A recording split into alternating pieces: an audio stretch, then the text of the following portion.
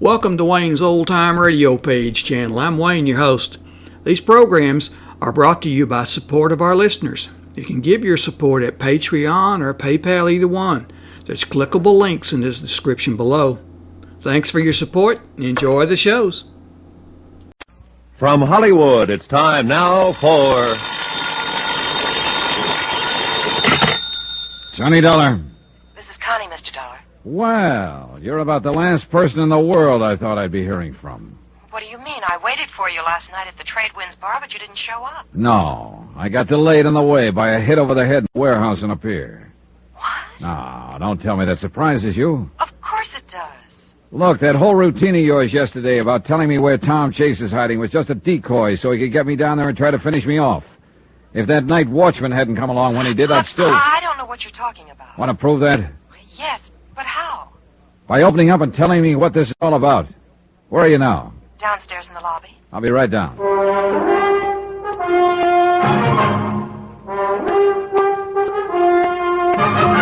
Tonight and every weekday night, Bob Bailey in the transcribed adventures of the man with the action-packed expense account, America's fabulous freelance insurance investigator. Yours truly, Johnny Dollar.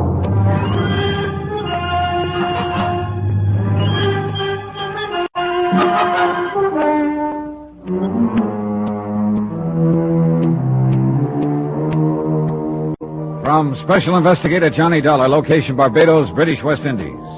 To the Home Office, Universal Adjustment Bureau, Hartford, Connecticut. Assignment, the Phantom Chase matter. Expense account continued.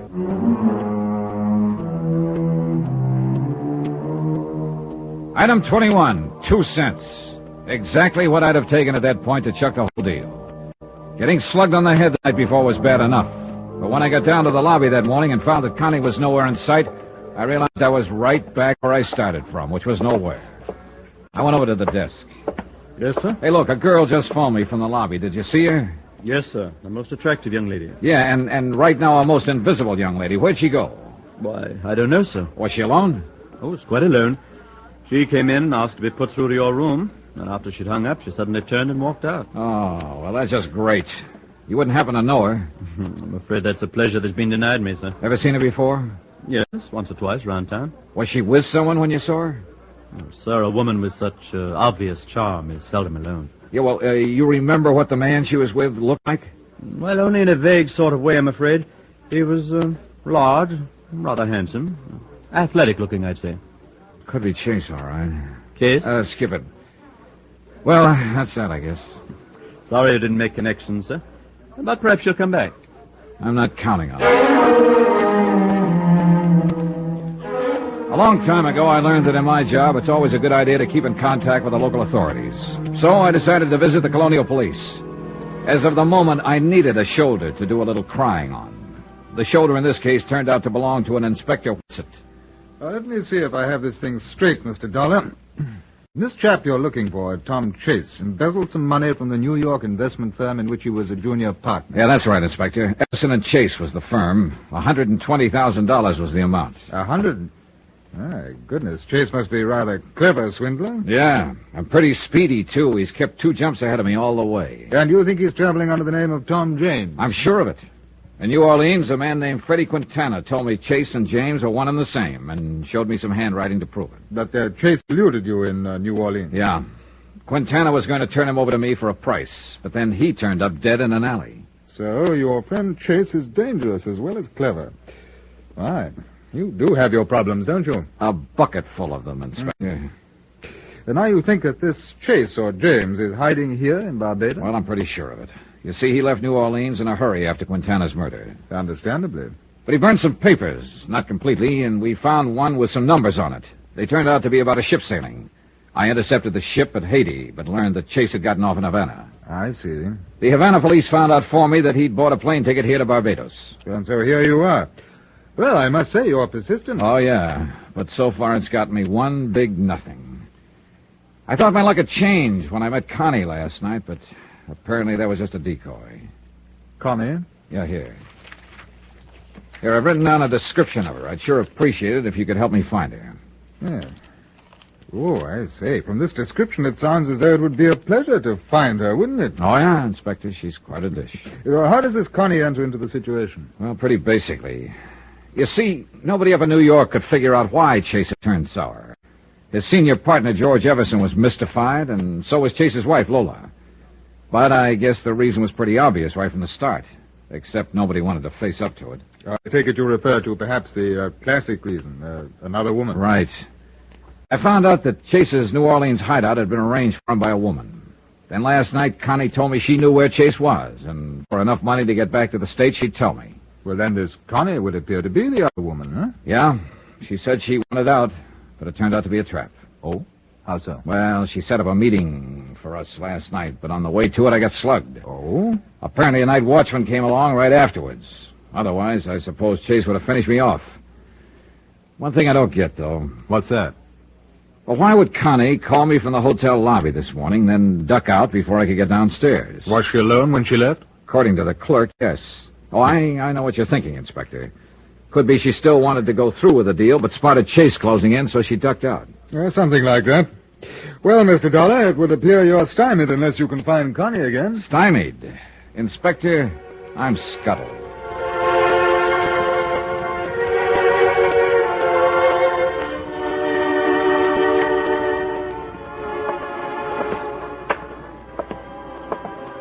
Good afternoon, Mr. Dollar. Clerk, has that girl been back? And the one you called, Connie? Yeah. No, sir. I've been keeping an eye out for her here in the lobby, but I've seen no sign of her. No calls or messages for me, huh? No, sir. If I see her, of course, I'll get in touch with you immediately. You'll be in your room? No, I'll be at the Trade Winds bar. The Trade Winds? Well, that's one of the waterfront bars, isn't it, Mr. Dollar? That's right. It's none of my business, sir, but I would be just a bit careful if I were you. Now, what's that supposed to mean?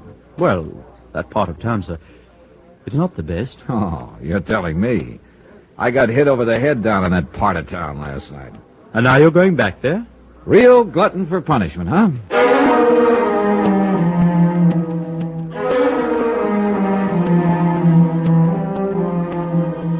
My thought was that the Trade Winds bar was as good a place to go as any at the moment.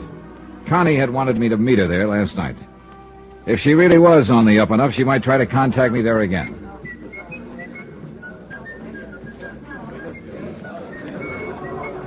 The Trade Winds was a typical waterfront dive. Through the swirling smoke, I could make out sailors, fishermen, West Indians, and tourists all rubbing elbows. Item 22, 50 cents, 2 rum punches. They came cheap there. Halfway through the second one, I spotted someone in the doorway, Connie. But then she saw me and ducked out fast. So she didn't want to contact me. But I sure wanted to contact her. I went out the side door. My hunch was right. She was trying the alley. I stepped in front of her. Let go of me. Oh, no, baby. Just stay put. Stay Please. put. I don't know what this is all about. Honest, Mr. Now, Dollar. look. This is no time to start playing coy. Where's Chase? I don't know. Come on. Please, you must believe me. I should never have come to you in the first place. I'm not Chase's girlfriend like you think. Oh, try again, sister. Really, I'm telling the truth, Mr. Dollar. I know I posed to you as his girl, but I'm really not. Look. I was trying to work something for myself. When you started talking about murder, I realized I was getting involved in things I shouldn't. What are you talking about? Honestly, I can explain everything to you, Mr. Dollar. Okay. Inside. That's just what you're gonna do. Look, we'll take this table right here.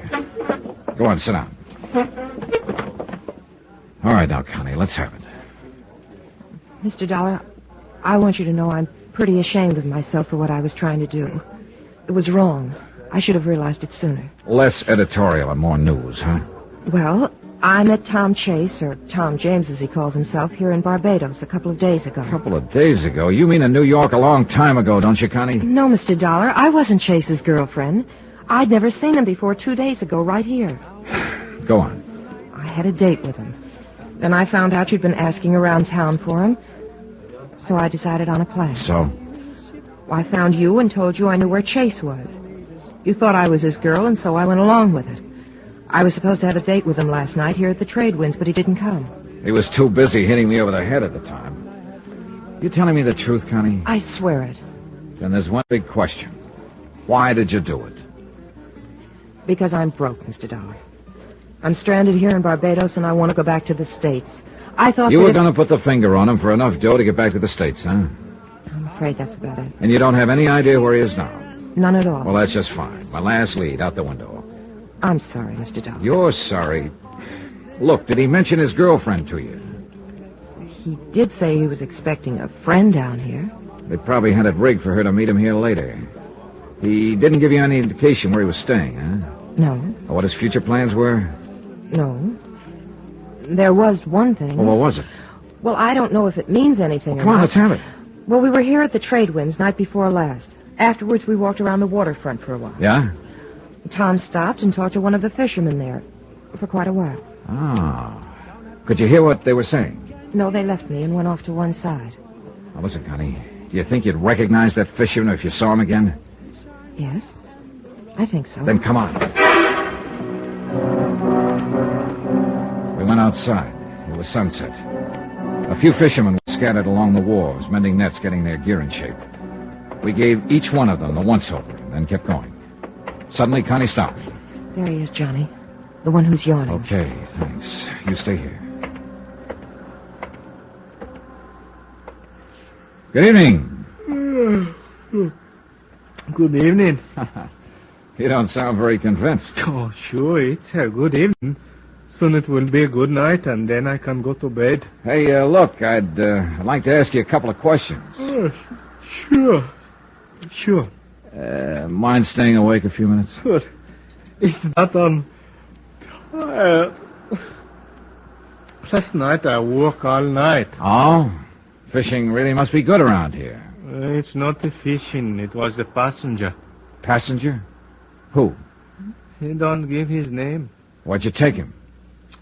Lagos Island. Where's that? 3 hours by boat from here. What's there? Nothing. Nothing. A small abandoned pier, an old abandoned house. Nothing else. Nobody else. Uh-huh. You let him off there, huh? Yes, but he should be comfortable. He took much food with him. You mean he's there now, then? Sure. There are no boats there, and nobody could swim so far. I see. Okay, partner. Thanks a lot. Pleasant dreams.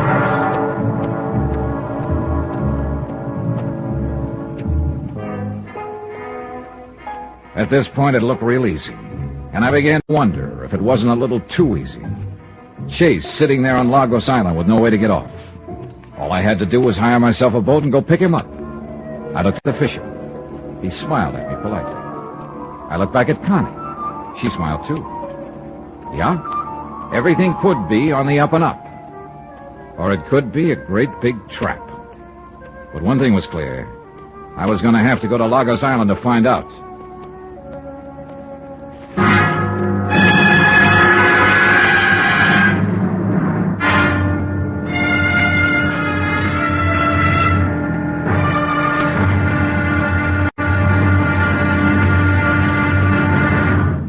Now, here's our star to tell you about the next exciting episode of this story. Getting to the island of Lagos? Easy. But getting away from it in one piece, that's a different story. Join us, won't you? Yours truly, Johnny Dollar.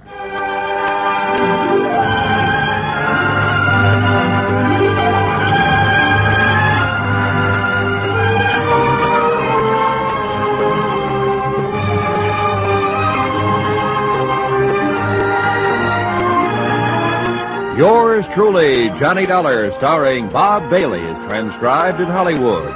Written by Robert Reif, it is produced and directed by Jack Johnstone.